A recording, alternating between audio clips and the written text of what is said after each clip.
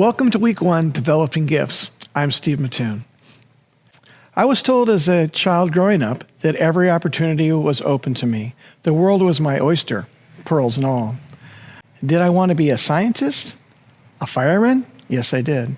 An Olympic ice skater? Just dream the dream and follow it. And I offered like encouragement to my own children. You can be anything when you grow up. I assume that this empowering trope is still a fixture in parental lexicon today. But here's the thing. As with Santa Claus, Easter Bunny, and the magical tooth fairy money that appeared under my pillow, at some point reality set in. Dreaming of winning Olympic gold and actually mounting the highest platform in the winner's circle were two very different things. Dreams not withheld, reality holds sways. Attitudes and dreams sometimes blissfully coincide, but not always, and not often. There are maybe hundreds of thousands of unsold paintings that are painted every year by dreamers of the art world success whose parents might have served their aspiring little creator better by telling them the truth. My child, perhaps this will make a wonderful hobby. A man preparing to go on a lengthy journey called his slaves and entrusted them with his property. To one, he gave 5 talents, to another 2 talents, and to another 1 talent, to each according to his ability. Jesus tells this parable 2 days before the Passover. As he assured his incredulous disciples, the Son of Man will be delivered up to be crucified. All this weighting heavily, yet still as far as Jesus was concerned, there were still a few points left to press before his departure. Here is the key to the story. Jesus is the master, and the disciples are his slaves, which includes you and me, not just the guys sitting with Jesus in the olive orchard. And according to Jesus, he would know. Every one of us is bestowed with God-given gifts, abilities, and skills. Talents. Some a little more, some a little less, but always to everyone the talents are given.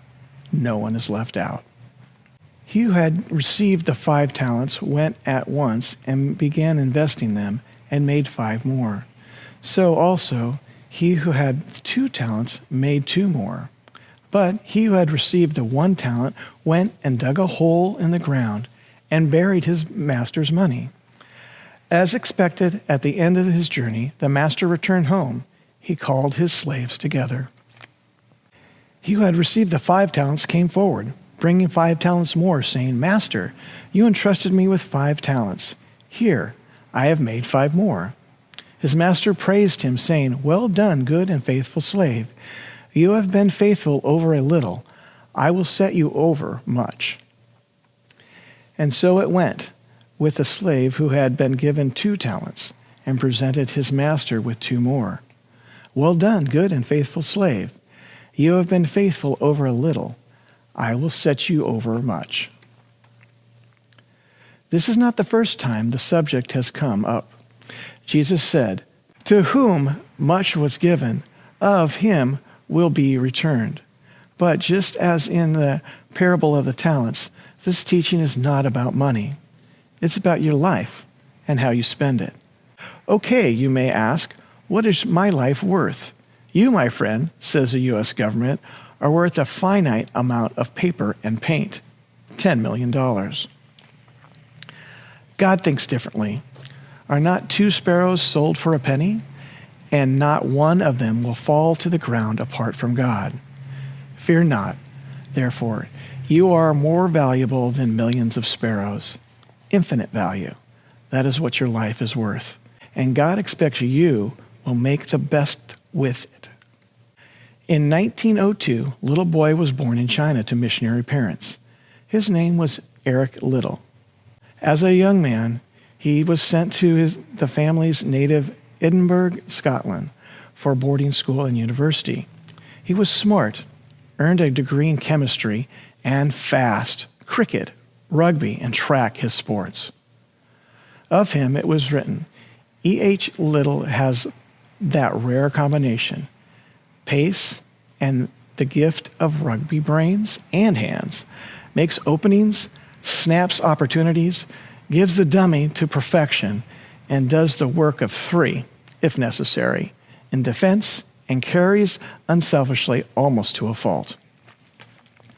As it happened, Little was also the holder of the British record for the 100-meter dash and earned a place on Scotland's 1924 Olympic track team. I believe God made me for a purpose, but he also made me fast. And when I run, I feel his pleasure. Lyndall was favored for the gold in this and 2 other races. The competition schedule was announced, and Lyndall's preliminary races were all set for July 6th, the Lord's Day. He declined to race.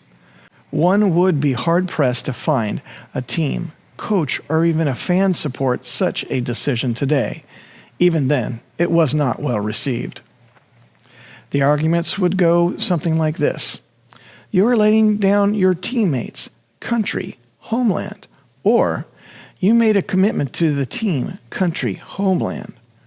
Or, if you don't race, you'll never get a sponsorship, speaking engagement, no money. Or, you yourself said God gave you this gift, so use it, man. Maybe people would just call Eric selfish. Do you see a man skilled in his work? He will stand before kings. He will not stand before obscure men.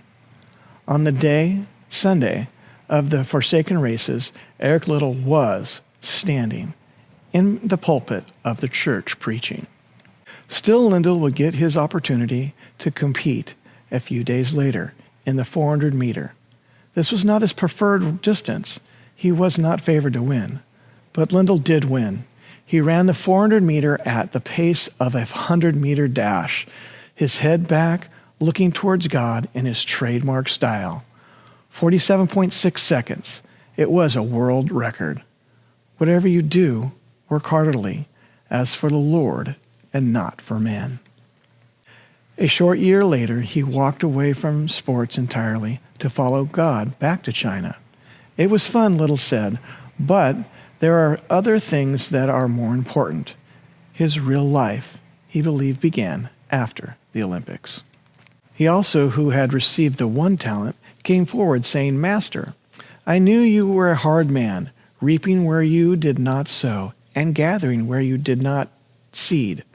So I was afraid, and I went and I hid your talent in the ground.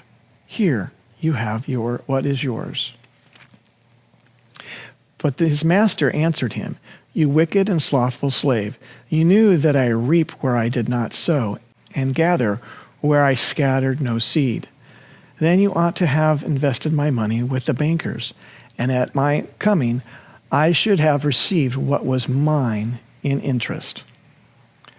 I guess it boils down to 2 kinds of people, those who make use of their God-given talents and those who do not. Excuses aside, the third slave had received talent, but was the only one who remained in an unimproved state. The expectation was not altered. We, too, have received talents, which we are expected to deploy to the glory of God. It will take some work, a lifetime of work.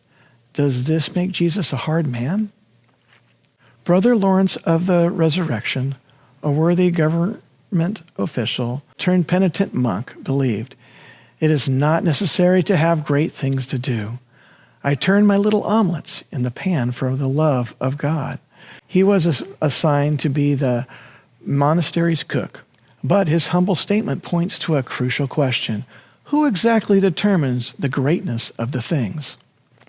To invent the light bulb or string the electric lights? To lead a scientific team in research or coach a team of little leaguers?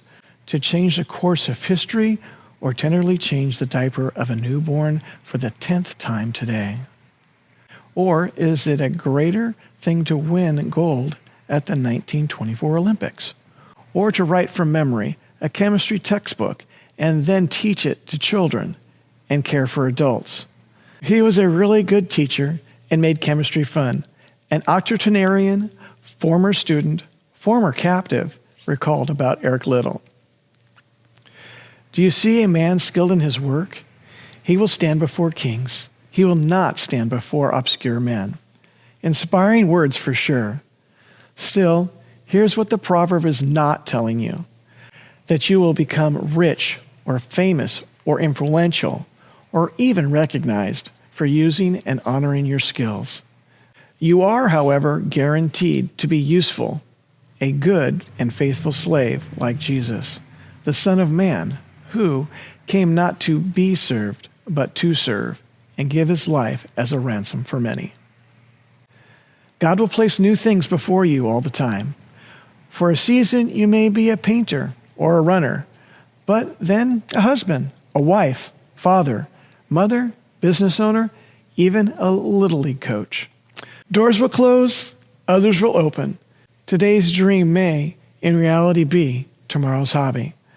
But everything belongs. Whatever you do, work at it wholeheartedly, as though you were doing it for the Lord and not merely for people. Become the best you can be in whatever God puts in your hand.